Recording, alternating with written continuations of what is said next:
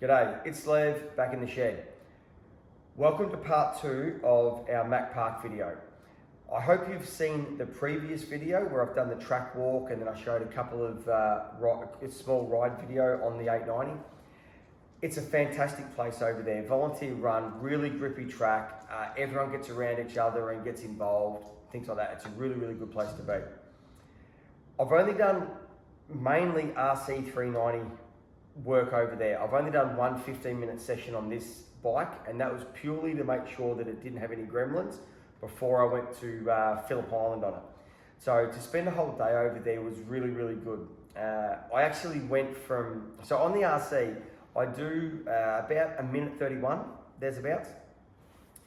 The really good guys on the 300 class bikes are doing about a minute 18, a little bit under that if you're a jet. I'm not going to get to that speed, and that's okay.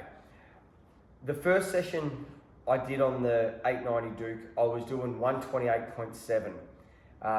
The next session out, I dropped 2 seconds off that. Next session, another second, and then the fourth session, another second as well. So I ended up at 124 flat. So I was pretty happy with that. That's pretty good going. I'd like to think that with a bit more work, maybe even getting the suspension set perfectly for me, continuing to work on my body position and things, because that's the most important thing that I've got to work on. I reckon I can maybe see below a 122. I don't know if I can get into the 120s. That's a pretty big step from where I am, but I'm going to try. We'll see how we go. The more time I spend over there, the better it's going to be.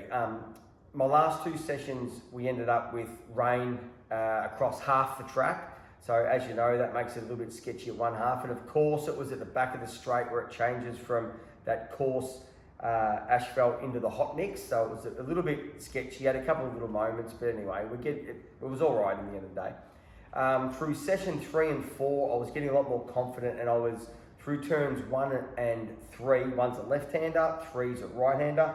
I was getting my knee down on both sides, which means I'm carrying a lot more corner speed, but I'm getting off the bike more with my body position. I'm using my weight to change the bike's center of gravity and where I turn.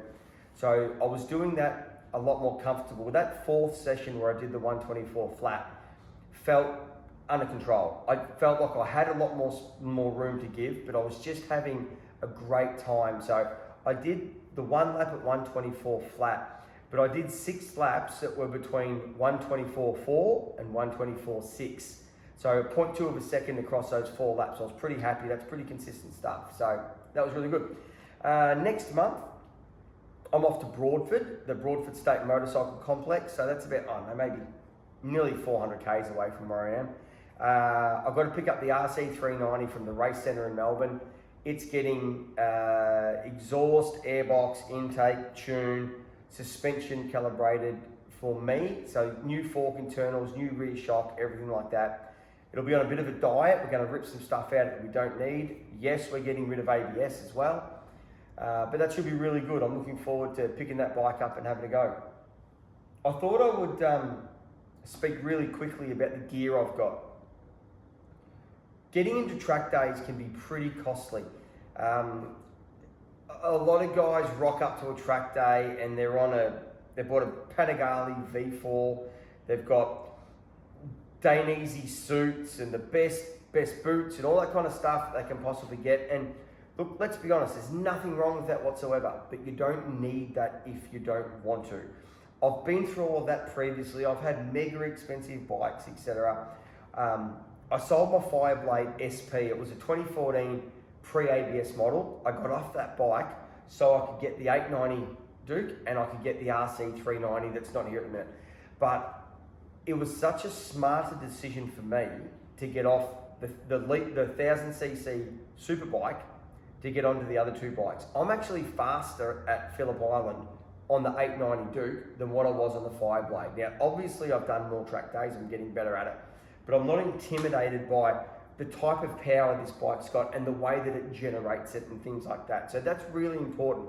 Don't think you need to buy a $1,000 sports bike to go and do a track day. You could buy yourself an RC390 or a Yamaha R3 and I promise you're going to have a blast. Anyway, gloves. Alpine Star GP Plus. The reason I chose these gloves is purely they've got an extra piece of material stitched on between your little finger and your next finger in, so that if you do have an off, it's not going to rip your little finger apart. I thought that was a really, really smart option to have, and that was the main reason why I chose those gloves. They're really, really good. I run Gayern GP1 boots. I would have tried on 20 different pairs of boots, trying to find exactly what I thought I needed and what was going to be the best fit, not just budget-wise, but I look, my last Oxstar boots used to squeak a lot through here and things like that. I think these are a nice, subtle-looking boot. They've got good support up the back of the foot there, good ankle support, adjustable dial there. I just think that they're a really, really good boot. They were only like maybe 500 odd bucks, so they weren't very expensive. Suit. I've only just gone to a one-piece suit. I've always worn two-piece suits. I've run Denise for as long as I can remember. I've had a Denise jacket. When I went and first did my California Superbike school day about 5 years ago, something like that, you had to have leather pants. So I just rang up my mate Adrian at Motor Heaven. He's out in the eastern suburbs of Melbourne. And I got a pair of Denise leather pants that zipped up to my suit, to my jacket that I already had, which was fine. As I've got more into track days, I decided to buy a one-piece suit. No other reason other than everyone else has got one. I figure that's what you do. They're a little bit uncomfy to walk around in, but when you're on the bike, everything fits perfectly. So this is an RST suit. I went for an RST for the sole reason that they sponsor Ted Collins, who's my coach at Southwest Track Days. I wanted to support the people that sponsor the people that I know. That was the sole reason I went for an RST. I like that it's got orange, it matches my two bikes pretty well. This is an S1, I think it was maybe $1,000. I didn't feel like that was too much money to spend on a suit. It fits me well, it's comfortable and it does the job.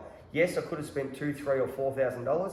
I think you could probably spend $500 if you tried and you shopped around, but probably wouldn't be the best suit, but if you can set yourself a $1,000 cap, you'll be right to go. Helmets. I predominantly run showy helmets. I like the way that they fit me. I do run Suomi as well. This particular one is a GT Air. My last helmet, without even realising it, had got to 10 years of age, and I didn't even realise it was that old. So I needed a new helmet. I rang Adrian and I said, what have you got on sale? It's a showy. So that's why I've got a GT Air. I reckon that's a really sharp looking helmet. I love the grey. That's really why I picked it.